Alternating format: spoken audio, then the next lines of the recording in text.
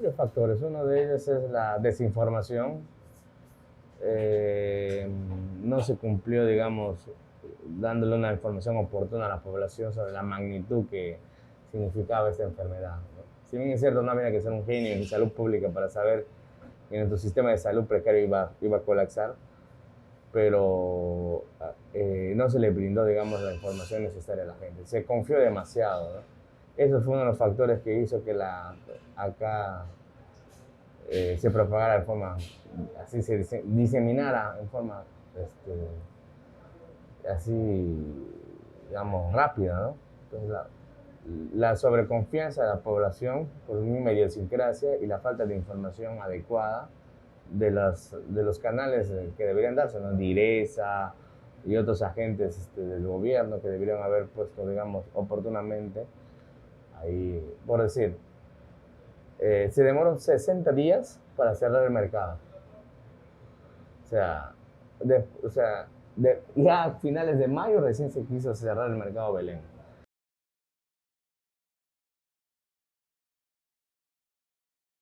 Nosotros habíamos planteado, dentro de nuestras iniciativas, logramos formar un comité de salud pública Norman Bethune, nos pusimos nosotros, ¿no? A honor de un médico canadiense de izquierdas en Canadá, donde sacamos pronunciamientos. Eso lo puedes ver en Facebook, ahí vas a ver, donde sugeríamos al gobernador regional que cerrara los mercados, que estableciera ferias populares, por digamos, para ayudar, uno, a la gente del campo, de la zona rural, comprando sus plátanos o yucas, para generar centros de acopio y repartir para que la gente no se aglomere. Eso se hizo después de 60 días, ¿no? O sea, pudiendo haber eso hecho en forma inmediata, ¿no? Evitar eso, ¿no? O en el Coliseo, ¿no? O en el estadio, generar ahí, a través de las Fuerzas Armadas, ¿no? La policía, defensa civil, generar eso para evitar que se aglomere la gente, ¿no?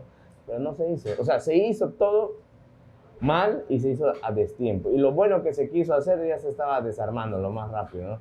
Como fueron estas brigadas de voluntariado para encontrar pacientes COVID.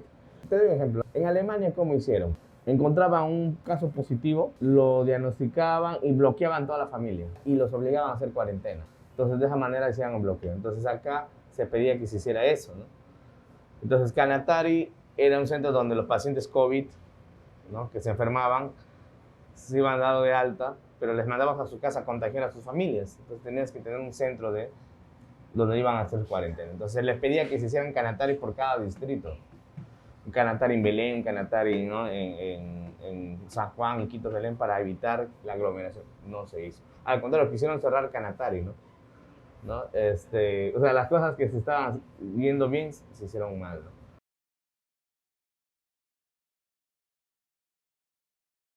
Llegó en Iquitos, el caso cero se identificó que fue un guía de turismo, creo, y su familia, y los casos de COVID que primero se atendían acá en el servicio de emergencia, luego fueron infectología, colapsaron en 2 semanas. Caigo enfermo, ¿no? Y soy hospitalizado también por COVID y soy dado de alta. Voy a Canatari, tengo una recaída, ¿no? Hago la fase pulmonar, neumonía y regreso. Es donde ya el hospital estaba colapsado, ¿no? Gente que moría en la cola, gente que moría en las camillas por falta de oxígeno, no había oxígeno. Entonces, y la población bastante, digamos, atemorizada, ¿no? Por esto, sin tener, digamos, una orientación adecuada, cómo actuar, ¿no? Muchas personas de repente tenían un caso de ansiedad y confundían con un cuadro de COVID, venían y se contagiaban acá de COVID, ¿no?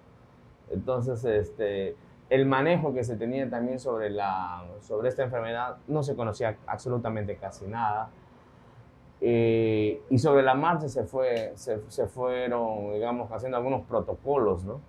Pero las semanas más trágicas fueron la última semana de abril y la primera semana de mayo, donde ya se empezó a tener casos de fallecimiento, incluso 30 fallecidos en un solo día, ¿no?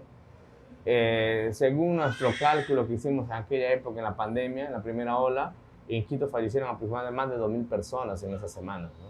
Claro que el MINSA no tiene otras cifras estadísticas oficiales, pero según nuestros reportes de casos que hemos hecho acá, se lograba tener una cifra aproximadamente a cerca de 2.000 fallecidos, ¿no?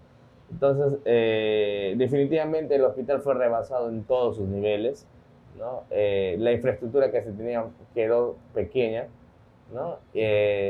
Y creo que se pudo haber hecho mejor, ¿no? Algunas cosas sin necesidad de tener mucha infraestructura, mucha logística, se podía haber hecho, ¿no? Como le digo, se pudo haber cerrado los mercados, sí, pudieron haberse hecho centros de acopio centralizados a través del gobierno regional y sin municipios con la ayuda de las Fuerzas Armadas, sí, para evitar que la gente saliera. Se pudo haber evitado la especulación con los medicamentos, ¿no? Y eso hay que decirlo, ¿no? Gente que hizo plata, dinero con la muerte y la salud de las personas. Un blister de paracetamol, ¿no? 50 soles, ¿no? Un balón de oxígeno que hoy te cuesta 300, 400 soles, 4.500 soles.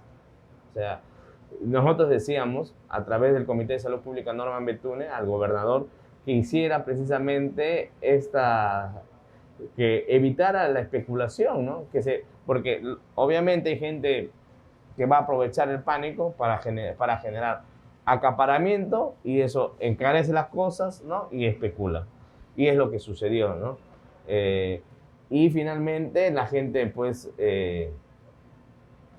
sin tener los recursos acá, se hizo acá también incluso mercado negro, ¿no? Las mafias del oxígeno, ¿no? La escasez de medicamentos que hubo. Todo eso fueron factores, más el tema de la idiosincrasia, la falta de información, la falta de medios, la falta de personal, ¿no? De médicos que empezaron a fallecer acá en Loreto, y una de las regiones después de Lima que tiene más médicos fallecidos por COVID.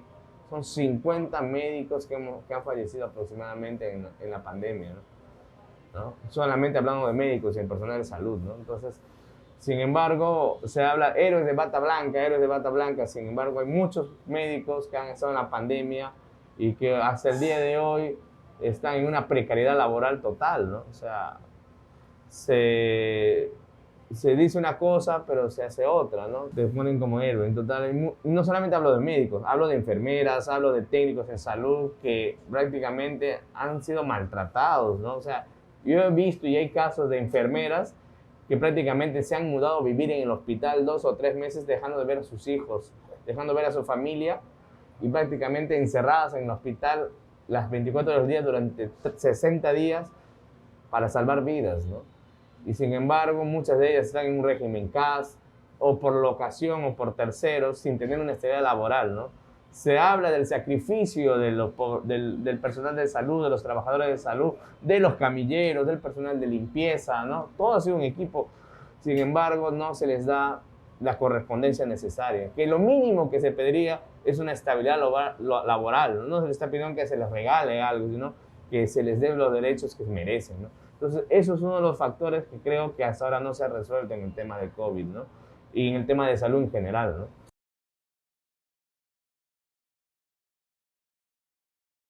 Definitivamente, tenemos que decirle acá a los responsables, desde la direza con Carlos Calampa y el gobernador regional y el gobierno central, ¿no? Que es el que transfiere los recursos para que se evite este tipo de maltratos hasta ahora al personal de salud, ¿no?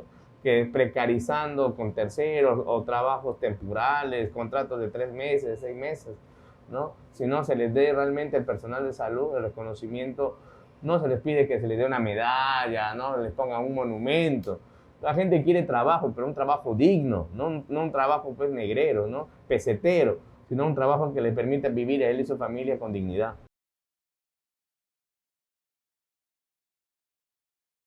Sí, bueno, el hospital regional, y esa es otra ironía ¿no? Fue declarado hospital COVID, pero no se le dieron los recursos. O sea, te vas a la guerra, sabes que este es un enemigo invisible, no sé dónde estaba el enemigo, te vas a la guerra, pero no te vas con las armas, ¿no? Y eso fue así. El hospital regional recién fue declarado oficialmente hospital COVID con resolución en agosto, pero abril, mayo, junio, julio fue la primera ola, ¿no? Entonces, acá hay un reconocimiento a todos en general, a todo el personal de salud, a los bachilleres de medicina, a los técnicos de salud, a las licenciadas de enfermería, a los colegas médicos, ¿no? A los personal de limpieza, a los camilleros, a la población en general que también se solidarizó Yo en ese momento asumí la jefatura de emergencia en forma temporal, del 18 de mayo hasta agosto, hasta septiembre, y de verdad me sentí muy reconfortado al ver la capacidad de solidaridad que tiene el pueblo de Loreto y el pueblo de Iquitos, ¿no? Y acá hay que señalar y subrayar esta solidaridad del vicariato a través del padre Raimundo, que prácticamente fueron las dos únicas plantas de oxígeno que sirvieron para poder salvar las vidas que se salvaron, ¿no? Y la solidaridad de la gente, porque fíjate, y eso lo puedes tú corroborar después, el hospital no podía hacer una compra de mascarillas ni EPPs, no había mascarillas N95, no había los EPPs que se pedían, no había nada. El hospital no podía hacer una compra, recién la compra la hizo corporativa, como institución la hizo en agosto. ¿Y de qué vivió el hospital en abril, mayo y junio? Donaciones. El hospital sobrevivió gracias a las donaciones que hicieron gente de buen corazón, instituciones, colegios profesionales. El hospital como institución, como se dice en la administración pública, como una IPRES, institución prestadora de servicios de salud, que tenía el dinero de más de 1 millón de soles para esa compra, no se ejecutaba por temas burocráticos. O sea, la burocracia pesaba sobre la vida de las personas, ¿no? Era irreal, parecía un sueño, un mal sueño, pero era real. El hospital sobrevivió gracias a las donaciones. Los EPPs que se usaban para el personal de salud eran por donación. Eso es la cruda realidad. Si no, este hospital hubiera colapsado y hubiéramos tenido más casos de COVID, posiblemente, ¿no? Pero después, en la segunda ola, ya el hospital adquirió y se pudo tener en la segunda ola un hospital ya, digamos, especial, que es el hospital COVID, que es el que queda acá atrás en la zona de la calle Huasca, ¿no? Que lo ideal hubiera sido tener en la primera, ¿no? Pero, ojo, Iquitos, esto puede parecer algo cruel que voy a decir, pudo haber servido, digo pudo porque no lo hizo, como ejemplo de lo que no se debería hacer en el Perú, ¿no? Sin embargo, el gobierno central también, entonces con Vizcarra, ¿no? Si tú ves a Iquitos, que las cosas que se hicieron mal y costó miles de vidas, entonces es un espejo a la realidad, ¿no? Entonces digo, eso debo evitar, ¿no? Al final fueron ciudades como Tumbes, Ica, Lima, ¿no? Que colapsaron igual. O sea, digamos, el ejemplo que dio Iquitos sirvió de poco al final, ¿no? Muchas ciudades también colapsaron en el Perú, y yo creo que en ese sentido hay muchas lecciones que hay que sacar de esta pandemia, ¿no? Pero también muchas cosas positivas, como la solidaridad del pueblo de Iquitos, que se movilizó para conseguir una de las plantas de oxígeno, y la solidaridad para también sostener al personal con los EPPs, y también, ¿por qué no decir? Recibíamos víveres, ¿no? Hidratantes, alcohol, ¿no? Porque la gente se quedaba a vivir acá, ¿no? Entonces, mucha solidaridad, y eso creo que también es reconfortante en estos momentos que fueron muy duros para el personal de salud, tener esa ayuda, esa mano solidaria, ¿no? Del prójimo.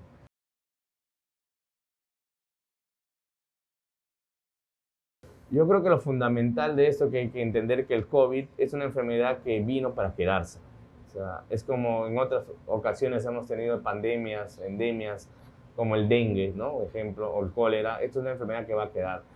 Lo importante que debemos hacer es la acción solidaria, ¿no? Y sobre todo la prevención, ¿no? Como el sistema de salud en general, y esperemos que ese gobierno central lo haga, ¿no?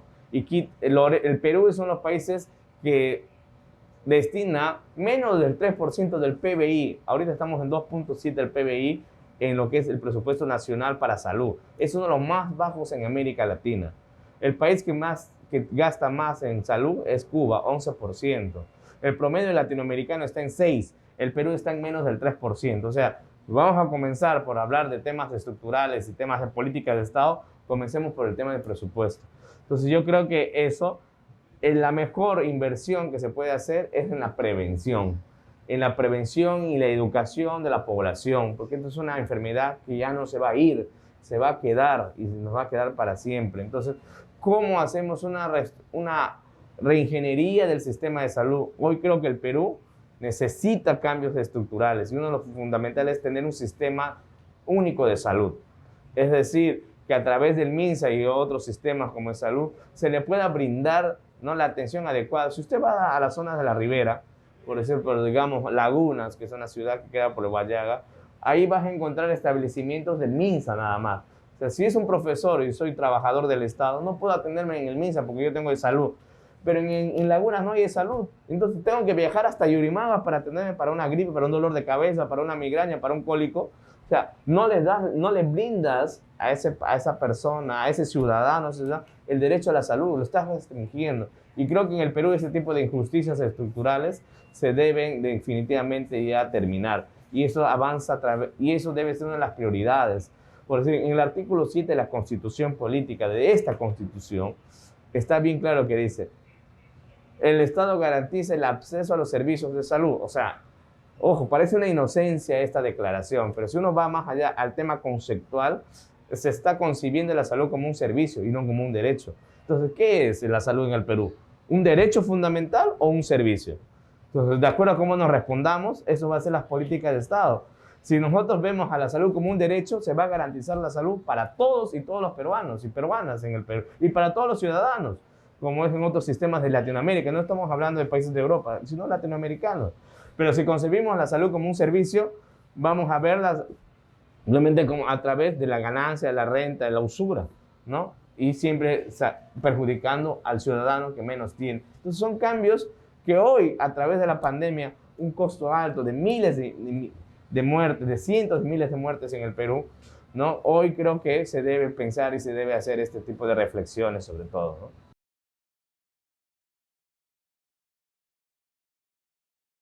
Bueno, la ivermectina es un buen antiparasitario, ¿no? Esto se ha demostrado definitivamente que mata todo lo que son los helmintos, ¿no? Las uncinarias, y precisamente se utiliza para eso, ¿no? A dosis terapéuticas, ¿no? Entonces yo siempre recomiendo para uso como antiparasitario, ¿no? Se ha demostrado con estudios de doble ciego en Inglaterra, en Canadá y Estados Unidos que su efectividad es nula, ¿no?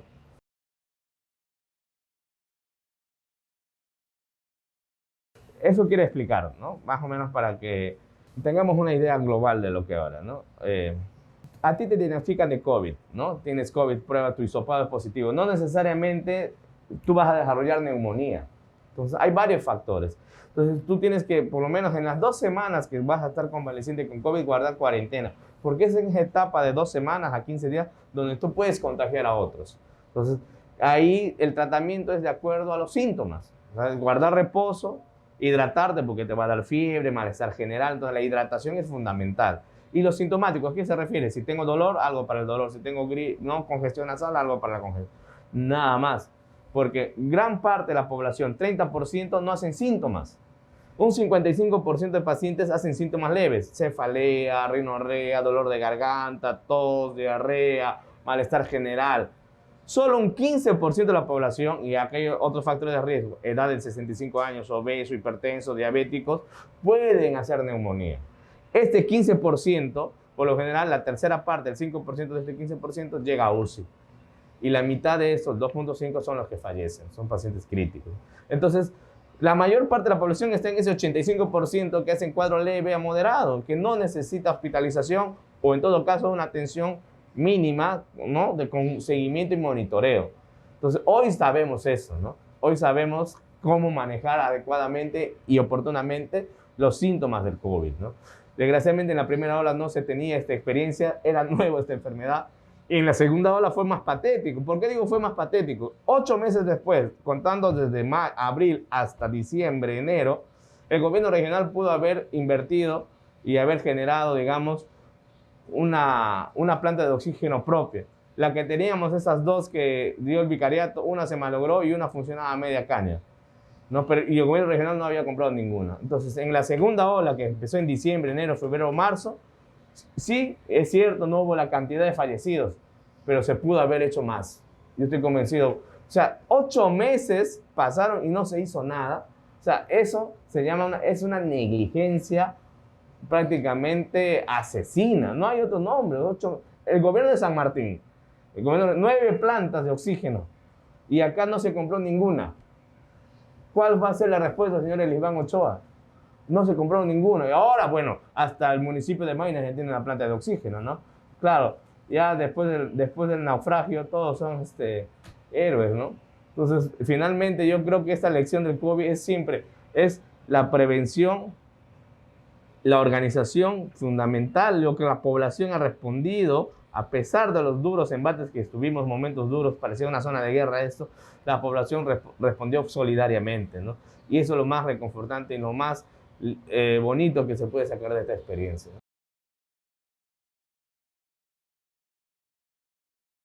Bueno, todas las vacunas sirven, ¿no? Todas las vacunas sirven. Es más, incluso las vacunas que se pueden conseguir de otras enfermedades, sarampión, polio, si tú haces un reporte rápido, ninguna de estas vacunas, ninguna, ni la del sarampión, de la rubiola, te cubren al 100%. Ahora, las vacunas que tienen contra el COVID, desde la Pfizer, Sinopharm, AstraZeneca u otras, tienen una cobertura mayor del 75%, ¿no? Entre 75 a 95%. O sea, son vacunas que tienen una gran efectividad, que están dentro del rango permisible que se da en un estudio científico que permite la protección de la persona, ¿no? Entonces, en el Perú yo creo que ha sido acertado esta política de vacunación, un poco lenta, ¿cierto? En otros países ya están, creo que en edad de 15 años, nosotros seguimos, creo que todavía en la de 30 o 25 a 30, entonces, pero vamos avanzando hacia tener una inmunidad ya de rebaño con el tema de las vacunas y poder llegar a una normalidad. Tú ves en Europa ya están la Champions League, los estadios llenos, ¿no?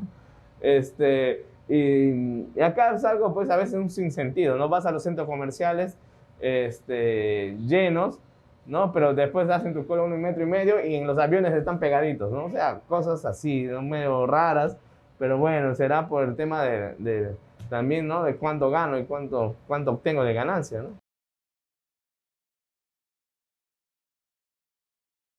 Es el tema del efecto de la vacuna. Toda enfermedad tiene una historia natural. Se llama historia natural de la enfermedad, ¿no? Te contagias, entonces, y ya empieza a ser parte de, o sea, el COVID vino y se va a quedar, no se va a ir, se va a quedar, sino que como las personas que hemos tenido COVID, generamos de anticuerpos y la vacuna también nos protege. Entonces, este es un tema que yo vacunado sí me puedo enfermar de COVID, pero ya no va a ser un COVID letal. Seguramente vendré y haré una gripe por COVID, ¿no? O tendré un dolor de cabeza. Entonces va a ser algo ya, digamos, manejable. O sea, lo que la vacuna, y eso quiero también como un mensaje, ¿no? No evita que tengas COVID. Lo que la vacuna te protege es para que no llegues a las fases críticas de pulmonar, hacer una neumonía grave de COVID. Eso te protege, ¿no? O sea, pero no te va a decir que, no, voy a enfermar de COVID. Ojo, no. Pues yo me puedo volver a enfermar de COVID, a pesar de que estoy vacunado, pero la vacuna me protege para evitar llegar a hacer una fase crítica, ¿no? De una neumonía grave y una insuficiencia respiratoria. Eso es lo fundamental. Entonces yo voy a, precisamente, de repente como un catarro, una cefalea, ¿no? Y yo ni haré caso, seguramente si me haré un hisopado sabré que tengo COVID, ¿no? Pero yo creo que hay que estar con responsabilidad ahora, porque, ojo, si bien es cierto, tengo síntomas leves, pero yo sigo estando contagiando, ojo, ¿no? Entonces ahí hay que tener un poco también de conciencia, ¿no? O sea, no solamente pensar en mí, sino pensar en lo que me alrededor, ¿no? Entonces, porque yo puedo estar bien, pero los demás a mi alrededor pueden ser más vulnerables que yo, ¿no? Entonces, eso es lo fundamental. Y bueno, agradecerles a ustedes y esperemos que muy pronto este gobierno, que ha generado mucha expectativa a nivel nacional, pues cumpla con sus promesas. Y uno de los ofrecimientos creo que es ahora de repensar el sistema de salud, ¿no? Que realmente sea un sistema que brinde una salud de calidad y universal, porque la salud, como vuelvo a decir, no es un servicio, es un derecho fundamental para todas las personas. Y que el COVID, desgraciadamente, duramente y cruelmente nos ha llevado cara a cara con la realidad y ver que nuestro sistema de salud es precario, pero que se puede mejorar, ¿no? Tenemos acá un personal de salud que se ha fajado entre la pandemia, en la primera y segunda ola, y ha estado en primera línea, y creo que hoy lo fundamental es también ser recíproco con ellos, ¿no? Creo que es fundamental el tema de la estabilidad laboral, su derecho laboral, el proceso de nombramiento de muchos llevan más de 15 años contratados, imagínate, 15 años en contrato, sin estabilidad laboral. Entonces, yo creo que sí, pues, bonito es llamarlos héroes, pero esos héroes también tienen familias, ¿no? Entonces, hay que darles el reconocimiento en ese sentido.